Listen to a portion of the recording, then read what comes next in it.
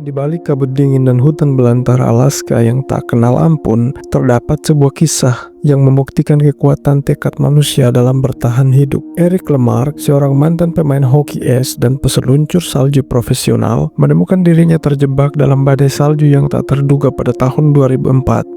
Ketika ia tersesat di wilayah yang penuh ancaman, tak hanya cuaca ekstrim yang harus ia hadapi, tetapi juga putus asa yang mengancam untuk menghancurkan semangatnya. Kisahnya bukan hanya tentang bertahan hidup di tengah alam liar yang brutal, melainkan juga tentang bagaimana seorang manusia dapat menemukan kembali tujuannya, mengatasi keterbatasan fisiknya, dan meraih harapan di tengah kegelapan.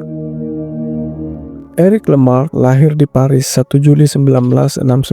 Sejak kecil, ia dikenal dengan bakat yang luar biasa dalam berbagai olahraga, terutama hoki es. Pada usia 17 tahun, ia direkrut oleh Boston Bruins, sebuah tim terkenal di NHL atau National Hockey League, dan segera mengukir namanya sebagai salah satu pemain muda berbakat di dunia hoki. Namun, karirnya di NHL tidak seperti yang dia harapkan. Meski bermain di Eropa, di mana ia mengembangkan keterampilan, Eric menghadapi banyak tantangan pribadi, termasuk kecanduan narkoba yang mempengaruhi karir dan kehidupannya. Pencarian jati diri melalui olahraga membawanya pada snowboarding. Saat ia menekuni olahraga ini, Eric merasa ada semangat baru yang menghidupkan dirinya. Snowboarding memberikan kebebasan dan tantangan yang tidak ditemukan dalam hoki es. Pada Februari 2004, Eric memutuskan untuk melakukan perjalanan ke Mammoth Mountain di California, tempat di mana ia dapat mengeksplorasi medan yang lebih ekstrim. Ketika ia memilih untuk melanjutkan perjalanan meskipun badai salju diprediksi datang, ia tidak tahu bahwa keputusan itu akan mengubah hidupnya selamanya. Mammoth Mountain, sebuah kawasan yang populer di kalangan peseluncur, adalah tempat yang indah namun penuh bahaya. Ketika badai salju mulai turun, Eric memilih untuk melanjutkan perjalanan ke jalur yang lebih menantang. Meskipun petugas ski telah memberikan peringatan tentang cuaca yang buruk, rasa percaya dirinya sebagai seorang atlet ekstrim mendorongnya untuk terus maju. Namun, keputusan ini ternyata membawa konsekuensi yang sangat besar. Salju yang tebal dan kabut yang mengaburkan pandangan membuatnya kehilangan arah. Dalam keadaan kebingungan dan kelelahan, Eric akhirnya tersesat jauh dari jalur yang seharusnya. Keputusannya untuk tidak kembali pada saat itu dan terus melangkah ke wilayah yang lebih terpencil membawa Eric jauh ke dalam hutan belantara tanpa kemampuan untuk mengukur arah dan tanpa peralatan yang memadai. Ia tidak hanya berhadapan dengan alam yang ganas, tetapi juga dengan rasa cemas yang mulai tumbuh dalam dirinya. Ketika kabut semakin tebal dan badai salju makin hebat, Eric menyadari bahwa ia telah berada dalam situasi yang sangat berbahaya. Tidak ada sinyal ponsel untuk meminta bantuan, dan peralatan yang ia bawa hanya cukup untuk kebutuhan dasar. Dalam kondisi yang semakin memburuk, ia merasa takut dan terisolasi. Suhu yang terus menurun membawa risiko besar bagi tubuhnya, terutama terhadap hipotermia dan frostbite. Frostbite adalah kondisi medis yang terjadi ketika kulit dan jaringan di bawahnya membeku akibat paparan suhu dingin yang ekstrim. Frostbite biasanya terjadi pada bagian tubuh yang paling rentan, seperti jari tangan, jari kaki, telinga, hidung, dan pipi. Pada malam pertama yang ia habiskan di luar ruangan, Eric merasakan dingin yang membekukan tulang. Ia tahu bahwa ia harus segera menemukan tempat perlindungan agar bisa bertahan hidup. Dengan sisa energi yang ada, ia mulai mencari tempat berlindung. Beruntungnya, ia berhasil menemukan pohon besar yang bisa digunakan untuk melindungi dirinya dari hembusan angin dan salju. Namun, itu hanya bertahan sementara. Tanpa makanan dan minuman yang cukup, ia harus mengandalkan kekuatan fisik dan mental untuk bertahan hidup. Hari demi hari berlalu,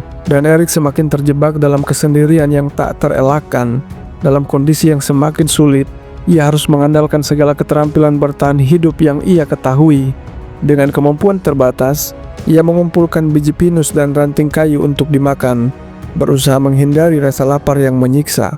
Membangun tempat perlindungan dari salju menjadi tugas utama, namun ia tahu bahwa yang lebih penting adalah menjaga tubuhnya tetap hangat. Sementara itu, rasa cemas semakin mendalam. Hipotermia menjadi ancaman nyata yang bisa merenggut nyawanya kapan saja. Namun, meskipun tubuhnya semakin lemah, ia merasa ada sesuatu yang lebih kuat dari rasa sakit fisik, sesuatu dorongan batin yang terus membimbingnya untuk bertahan hidup. Eric tahu bahwa dia harus tetap berusaha meskipun harapan tampak semakin tipis. Setelah beberapa hari terjebak dalam badai, rasa putus asa mulai merayapi Eric. Ia sering merenung, bertanya-tanya apakah ia akan pernah kembali ke kehidupan normal. hal. Ia teringat akan masa lalunya, kegagalannya dalam karir hoki, perjuangan melawan kecanduan, dan kehilangan yang pernah ia lalui.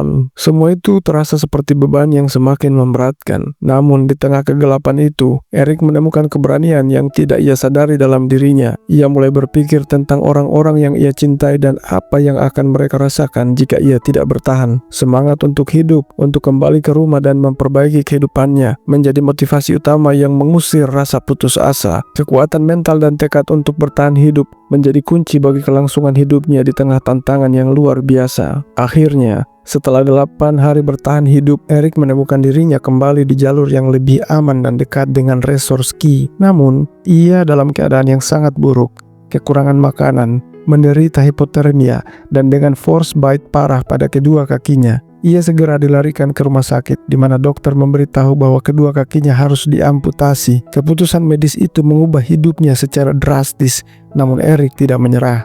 Dengan kekuatan mental yang ia temukan dalam perjalanannya, Eric memutuskan untuk melanjutkan hidup dan mengubah cara pandangnya. Ia tidak hanya menjadi seorang penyintas, tetapi juga seorang pembicara motivasi yang berbagi kisahnya dengan dunia. Ia menulis buku tentang pengalamannya, memberikan ceramah dan menginspirasi banyak orang yang menghadapi tantangan serupa. Kisah Eric Lemarque adalah pelajaran tentang ketahanan manusia dan bagaimana tekad serta mentalitas yang kuat dapat mengalahkan segala kesulitan. Eric menunjukkan bahwa keberanian dan semangat juang adalah kunci untuk bertahan hidup meskipun menghadapi kondisi yang paling ekstrim sekalipun. Perjalanan hidupnya mengajarkan kita untuk tidak mudah menyerah, bahkan ketika hidup menghadirkan tantangan yang tampaknya tidak dapat diatasi. Kisah Eric bukan hanya tentang bertahan hidup di hutan Alaska, tetapi juga tentang bagaimana kita dapat mengatasi kegagalan, rasa putus asa, dan menemukan kembali tujuan hidup kita. Dalam keheningan dan kesendirian, Eric menemukan kekuatan sejati dalam dirinya, dan itu adalah pelajaran berharga bagi kita semua.